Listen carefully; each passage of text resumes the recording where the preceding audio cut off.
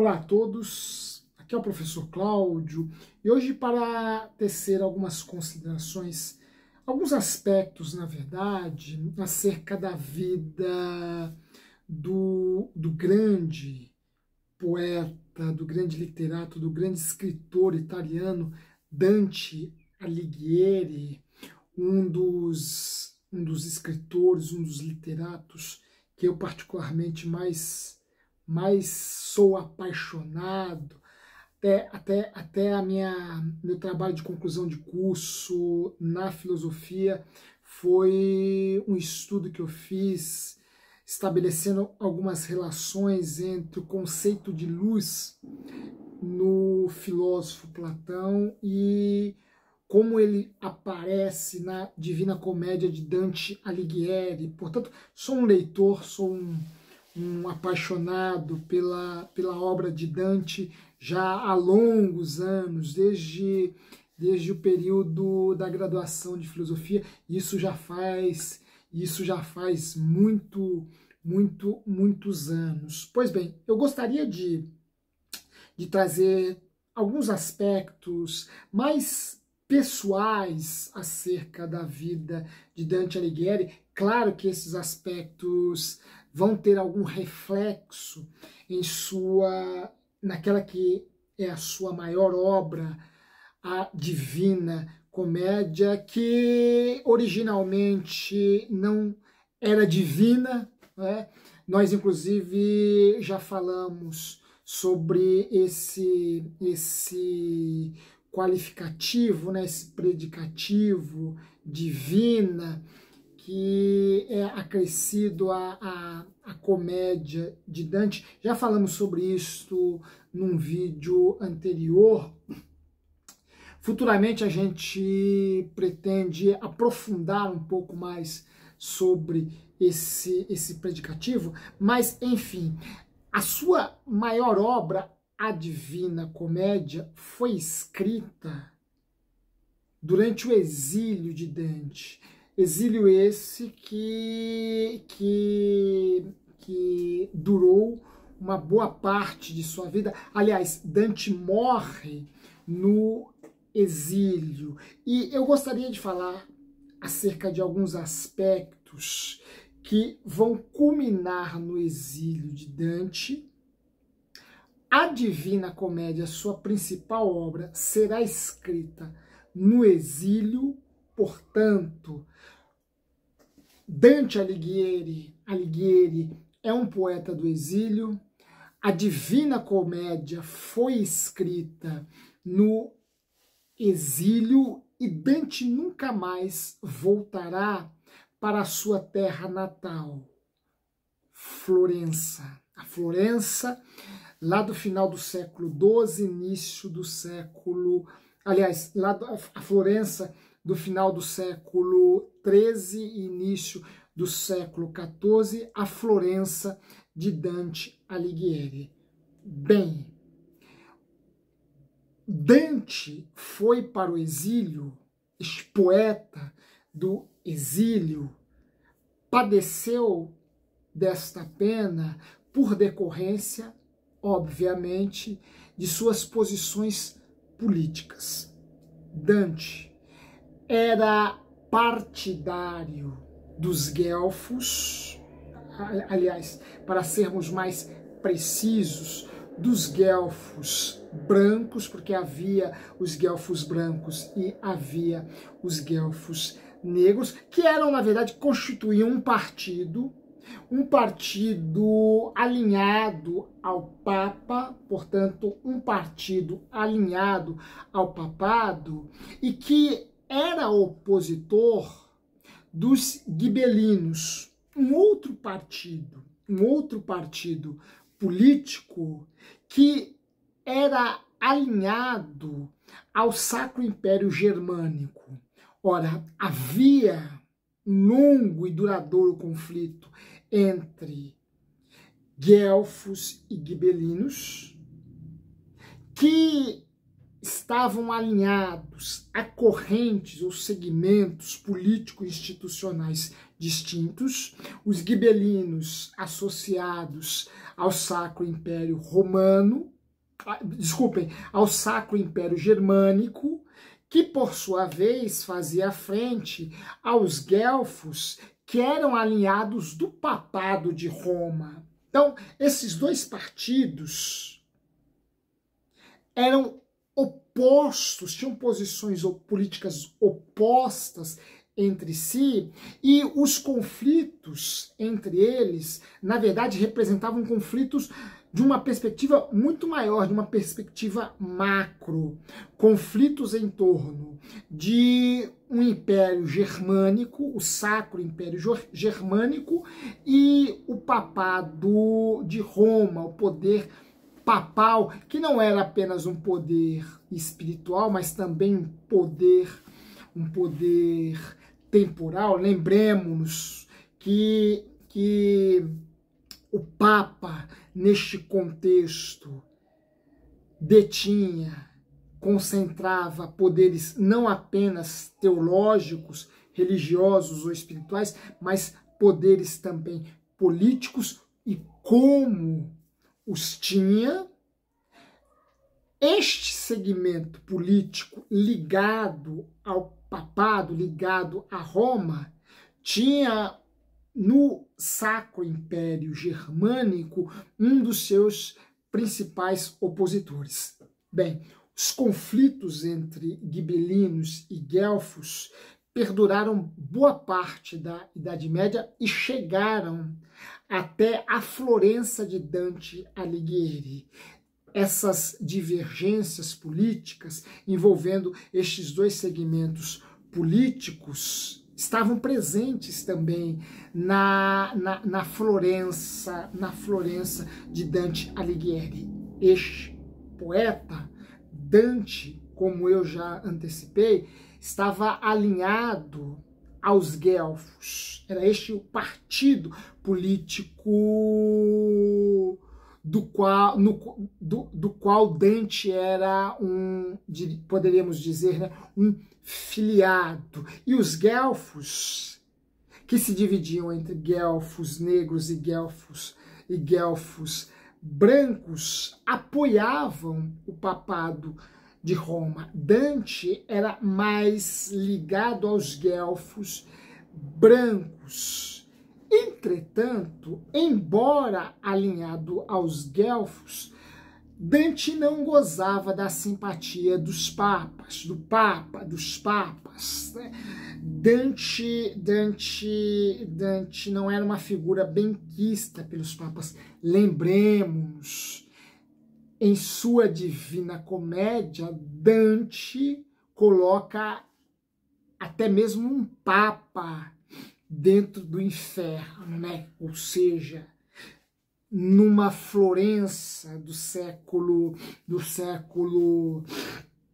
XIV, né? De nossa era, do século XIV, que embora seja o século de nossa era, mas dada a distância no tempo, dado o contexto histórico, marcado profundamente pelo poder que a Igreja Católica Apostólica Romana detinha na Europa cristã, poder, repito, não apenas religioso, teológico, mas também poder político, colocar um papa no inferno, ainda que numa estrutura poética, isto era uma acusação séria, uma acusação muito complicada, e Dante o fez, porque Dante não era uma figura benquista pelos papas, embora fosse filiado a um partido que era alinhado ao papado, os guelfos. Bem, essa antipatia que os papas sentiam por Dante o fragilizaram bastante do ponto de vista político. Tanto é que, por não pagar um tributo decorrente de uma acusação que Dante julgou ser injusta, ele, Dante Alighieri, foi condenado ao exílio. Teve que ir para o exílio. Logo, Dante se viu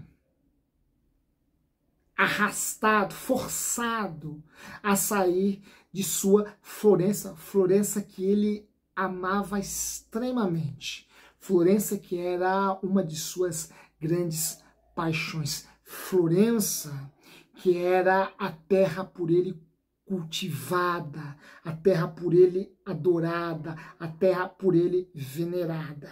Ora, Dante Alighieri, devido ao não pagamento de um tributo relacionado a uma acusação que pesava sobre ele, se viu obrigado a deixar a sua Florença, a padecer no exílio e permaneceu confinado em Ravenna. Dante jamais voltará para Florença. Dante vai morrer no exílio em Ravenna. Até porque se Dante voltasse para Florença, ele poderia ter os seus bens confinados. Um preceito legal, jurídico da época de Dante. Justo?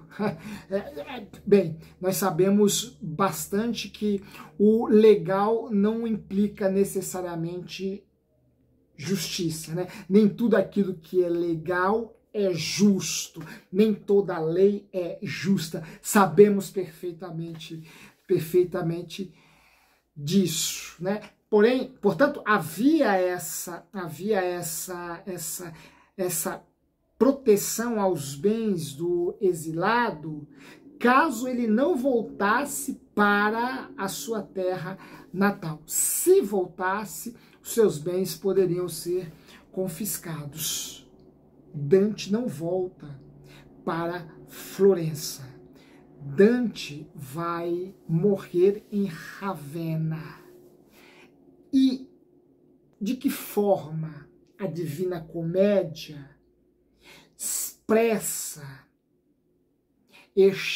essa tristeza, este sofrimento, este desalento do poeta exilado? Expressa de forma mais específica na Divina Comédia, claro, expressa pela descrição ou pela construção poética de Florença, que pode ser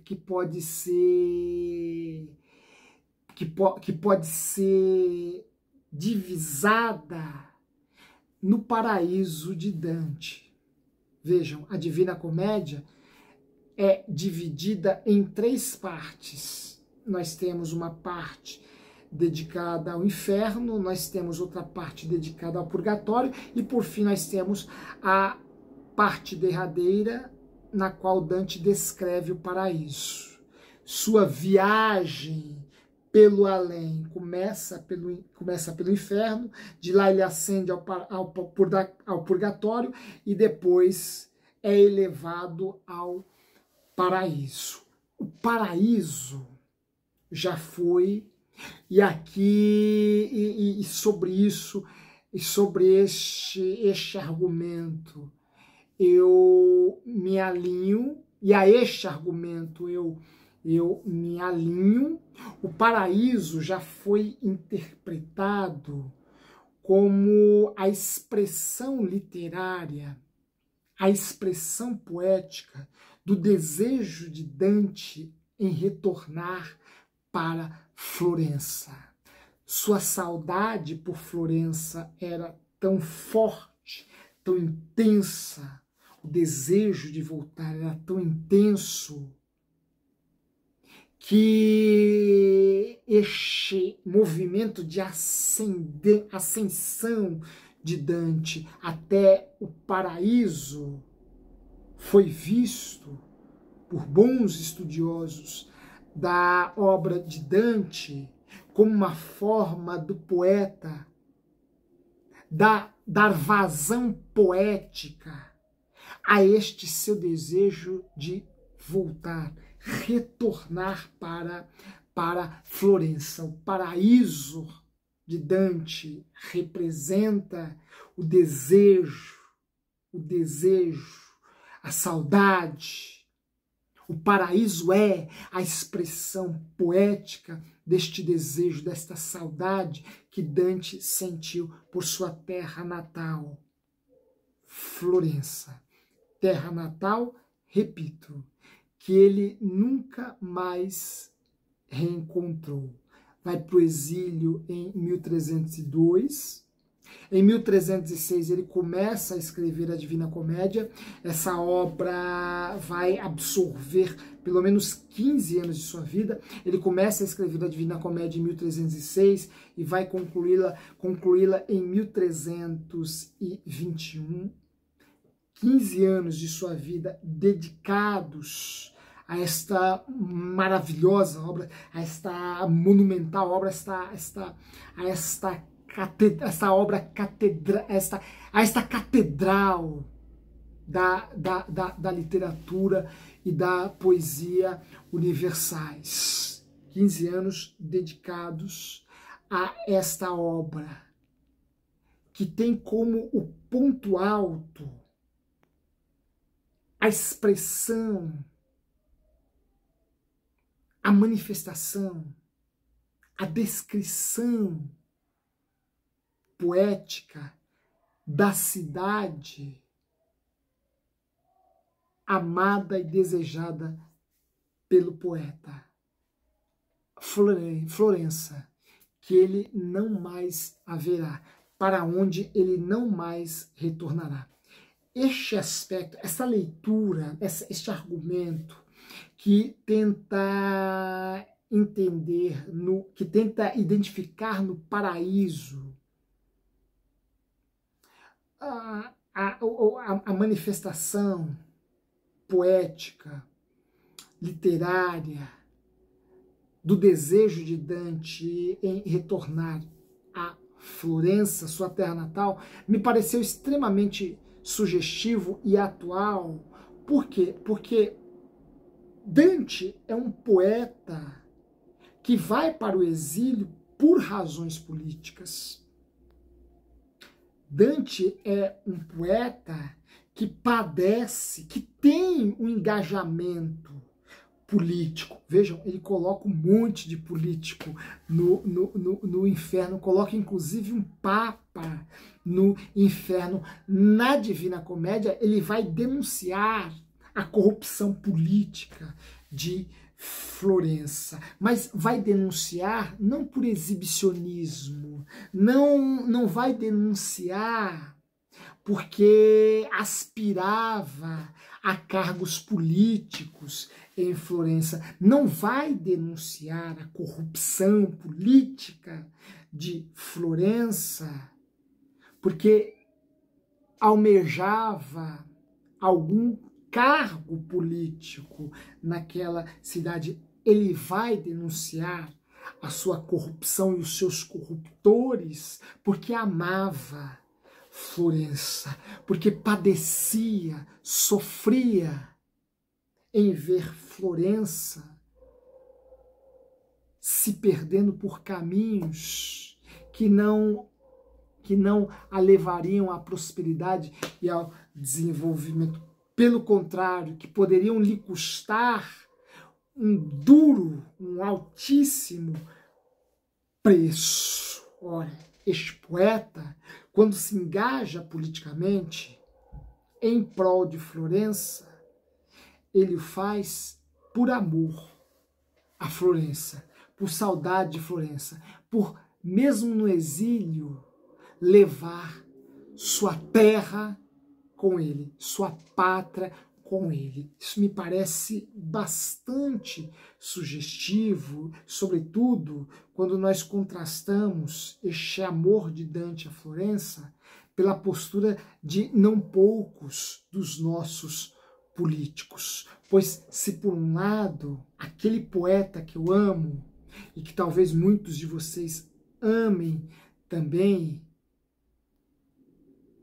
tinha uma relação extremamente profunda, respeitosa e venerada com a sua terra natal, boa parte dos nossos políticos, em relação à sua terra natal, em relação à nossa terra natal, só desejam dela arrancar-lhe todo o seu proveito, todo o proveito possível, arrancar dela toda a sua riqueza, explorá-la de forma voraz, devorá-la e todos os seus bens e recursos de forma voraz para a satisfação única e exclusivamente de seus próprios interesses financeiros, de seus próprios interesses econômicos. Dante Alighieri, o poeta do exílio, alguém que amou e amou profundamente a sua terra, militou por ela, infelizmente, à distância,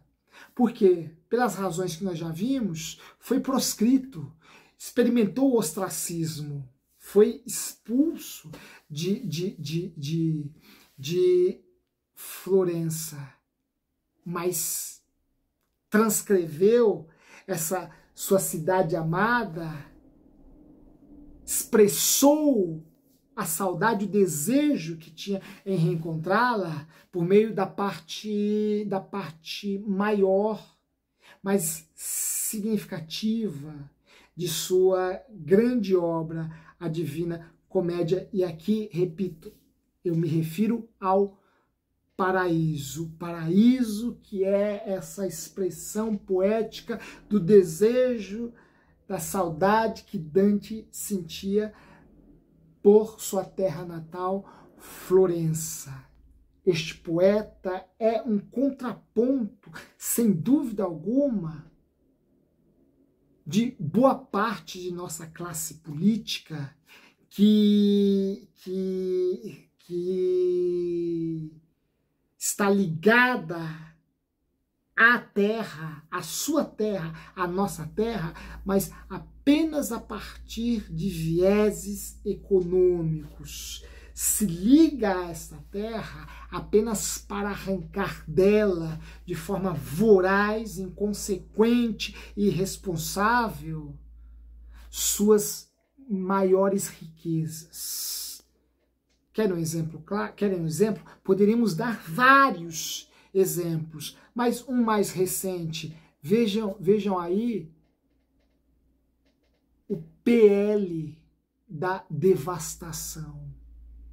O PL que foi aprovado pelo Congresso Nacional e que flexibiliza as leis relacionadas ao desmatamento, à exploração do nosso meio ambiente esse riquíssimo, que já foi muito mais e que tem sido objeto de desejo de gente que só pensa em seus próprios interesses, gente que só pensa em seu próprio enriquecimento.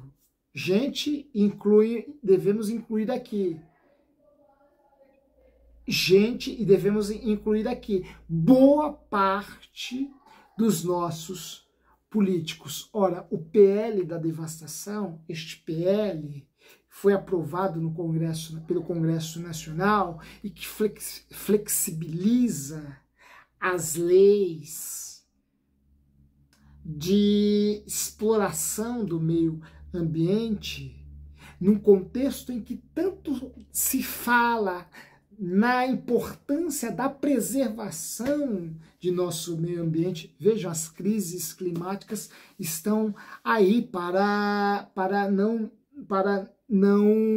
nos convencer do quanto que é importante preservarmos o meio ambiente, esse nosso meio ambiente já tão surrado, já tão saturado, já tão violentado, e violência que ele sofre desde quando os colonizadores chegaram aqui, diga-se de passagem, né? Diga-se de passagem, vejam, nosso meio ambiente novamente foi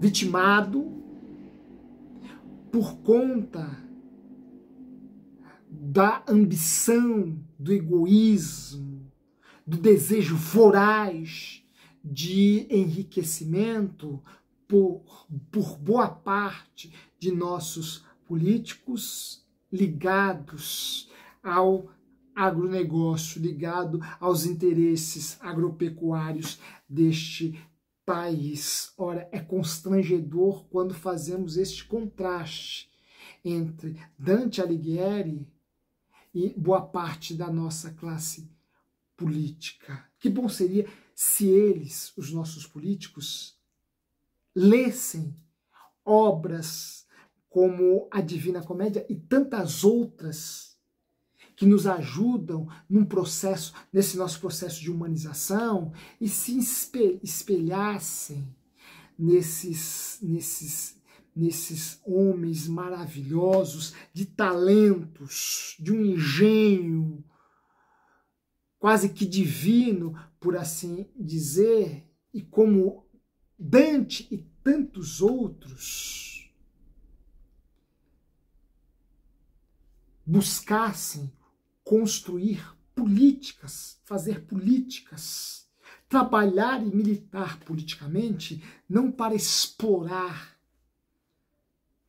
o seu país até deixá-lo em condição de terra arrasada, mas amá-lo, desejá-lo e lutar para o seu crescimento, para a sua prosperidade, para o seu progresso, a fim de que os seus bens não sejam violentados para beneficiar uma minoria elitista que governa, que gere, que manda neste país, mas junto com a coletividade lutar para preservar as suas maiores riquezas ou cultivá-las de forma sustentável e equilibrada, buscando tornar essa nação uma nação rica, uma nação próspera, uma nação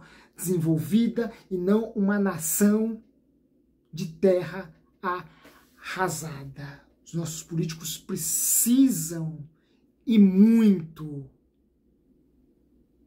se inspirar nesta alma paradisíaca que foi a alma de Dante e respeitar eles também este paraíso que ainda podemos assim nos referir a ele, não sei até por quanto tempo, mas lutar, militar e se engajar naquilo que preserva e que contribui para o desenvolvimento deste paraíso. Precisamos de políticos que reconheçam que este nosso país é também um grande paraíso. Lembremos-nos dos colonizadores portugueses quando chegaram aqui e que julgaram ter chegado no paraíso, né? Nós apelamos aos nossos políticos que amem este nosso país como um paraíso e que por ele lutem, militem, não para a sua destruição, não para a sua plena devastação, mas para a sua preservação e o seu sustentável desenvolvimento. Esta é uma reflexão que esta é uma lição, uma reflexão da qual Dante Alighieri, dentre tantas outras coisas, continua sendo uma verdadeira inspiração. Um forte abraço a todos vocês, até uma próxima. Se gostaram desta reflexão, façam os seus comentários. Não se esqueçam de divulgar este nosso canal a outras pessoas. Nos ajudem fazendo a sua inscrição, nos ajudem levando essas lições a outras pessoas e em breve nós nos reencontraremos. Um forte abraço e até lá.